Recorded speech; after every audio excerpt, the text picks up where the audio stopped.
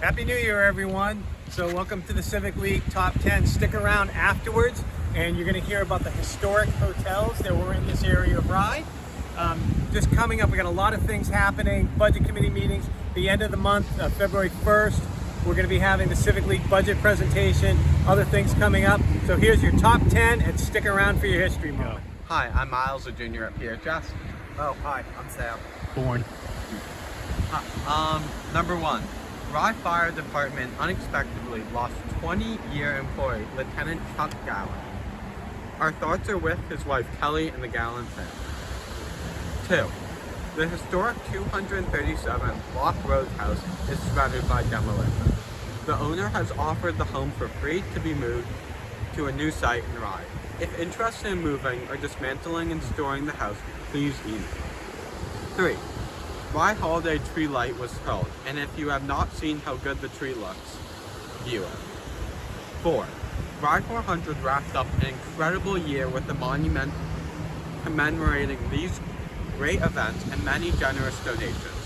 $2,000 to the Rye Police Relief Fund, $2,000 to Rye Fire Defibrillation, $2,000 to Senior Serve Van, $1,600 for Rye Heritage Commission for the gazebo repair, $7,000 for the Heritage Commission for 3 additional historic markers, $5,000 for Rye Beach cleanup for the Blue Ocean Society, and then $5,000 for the Rye Conservation Commission for local trails development and documentation.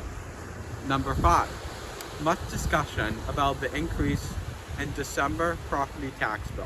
Rye Civic League diagram and data and 7 key points links are in your Civic News. Budget Committee and public hearings January 10th and 11th, and Rye Civic League budget presentation February 1st at 7 p.m. at the Rye Public Library. I don't know about you folks, but that got me inspired to be part of civic life. Now, starting number 6, Select Board and Rye Water District will begin working on a memorandum of understanding for the steps and processes of getting water treatment plant built. The town is responsible for the PFOAs that enter Rye water from the Grove Road dump. Find more information in the Civic News. Number 7, the Select Board chose to delay the $1.4 million fuel station transfer station warrant article and investigate alternative options. Number 8, the 2023 Parsons Creek Watershed Report was published. While the numbers are not getting worse, which is kind of good, 24 out of 31 samples are still well above the safe fecal contamination levels. That's not good. From the report, the quote, low-lying topography or whatever, and high water table in the watershed make leach fields susceptible to malfunctions, which is likely the primary source of fecal contamination. A 2017 report communicated that there are too many leach field and watershed areas. Fecal contaminations means feces, which means your waste, in case you didn't know that. Number 9, Chief Wolf suggested new parking ordinances aimed at preventing overnight stays on town property. Link to the current draft is in the Civic News. Number 10, Verizon confirmed they stopped 3G signals this past year, and that is why the coverage in Washington Road / Wallace Road area went from marginal to not working for some. Coverage will not improve until additional towers are added, and for those of you who like to stream video games, that is deeply unfortunate. Happy New Year! Good morning, everybody. Alex Herlihy here, down by the edge of the sea on the last day of the year, holding myself up with videographer Sam Weinbaum's walking sticks. Well, we are here at the last of the new historic signs that we put up this year. And this one is about Rye's historic hotels. But before we look at the sign, we have to look out to sea. And out to sea, we see the Isles of Shoals. And on that middle island out there is Star Island, and that's the Oceanic Hotel, 1876. Cobbled together from some smaller hotels after the original Oceanic burned. It was only open for 2 years, from 73 to 75. Then, of course, even a bit older, looking across the beautiful lawn here, is the Drake House Hotel. And that was built in 1873, 1/3 of its original size. Then in 1886, they expanded it to this size. And you'll notice they used the most popular architectural style of the later 1800s, that mansard roof. You can even see the little house beside it here, which is about 1850. Mansard roofs everywhere in Rye, on Lock's Neck, all over the place, all over New England, maybe the country. Anyway, the Drake House Hotel was there until 1969 when it was converted to apartments. And every year on the Rye History Trolley Tour, Frank Drake gives a wonderful tour. We stand in the lobby. Nothing has changed in the original lobby. That's where the residents of the apartments go through that lobby to get to their apartments. And that's on the bottom left there. So originally, when that was a hotel, you had all of the common rooms in front, all of the sitting rooms and so forth and gathering, and then the restaurant and the kitchen was in the back. And then the hotel rooms are up on the second and third floor. Today, all 3 floors are used for the apartment. Now, the Oceanic Hotel continued to be a hotel out on Star Island until early 1900s, when it was bought by the Unitarian Universalist Association and it became a conference center. And here we are over 120 years later, and that's exactly what it still is. You can go out there for a week. There are all sorts of thematic events that they have every week, and it's a wonderful experience. Now, one more hotel that we can still see. If you look across the lawn here to the right of the Drake House, you will see a gray house with a hip roof, 2.5 stories. That was the original Rye Beach Inn.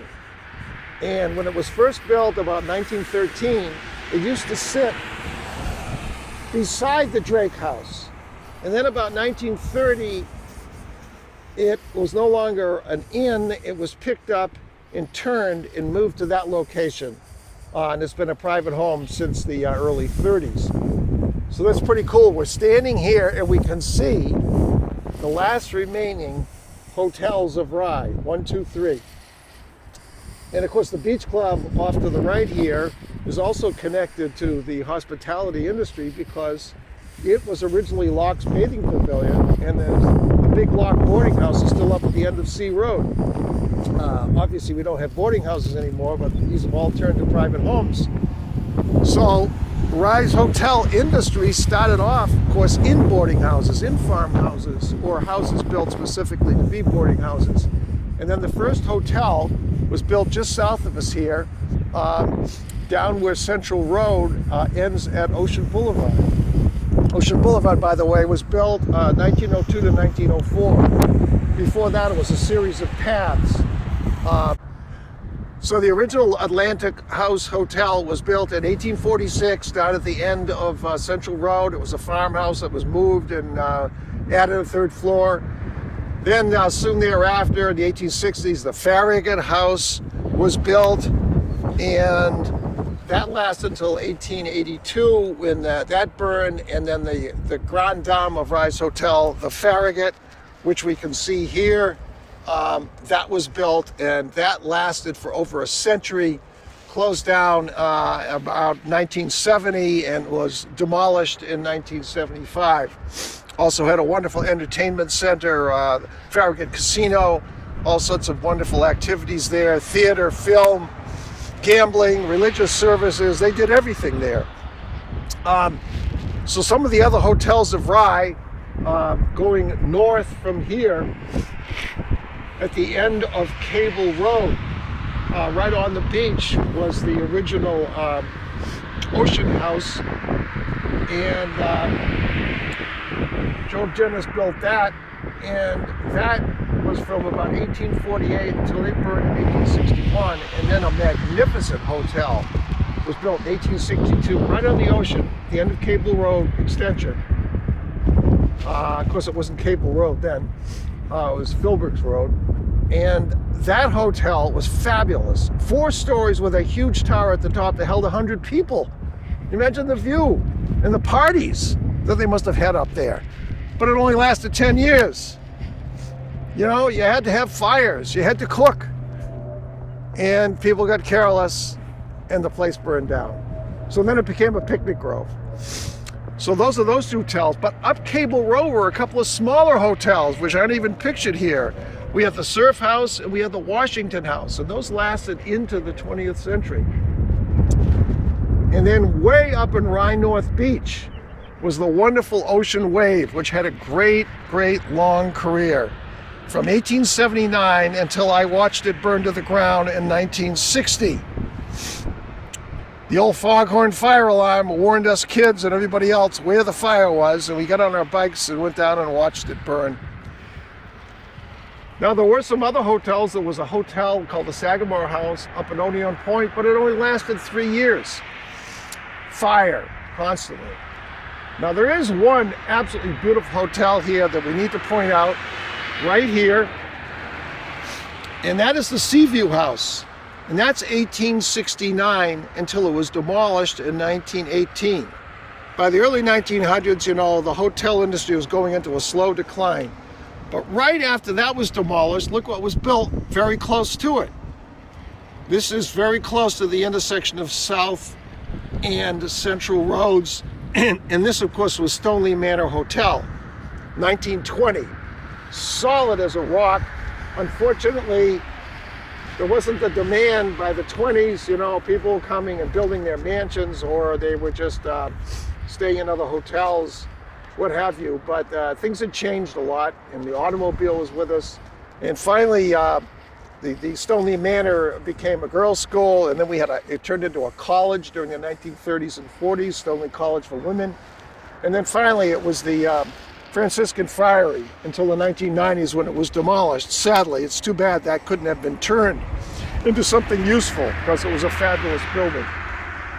So Rye has a rich, rich history from even before the railroad came, with boarding houses, and then with the hotels after the railroad came in 1840, and on it went. And of course, people are still coming here, and we have B&Bs, and we still have some motels along the shore, and tons of summer houses. So I want to wish everybody a happy new year, and make sure you come to the deliberative session and enjoy our Civic Fest on Saturday, February 3rd.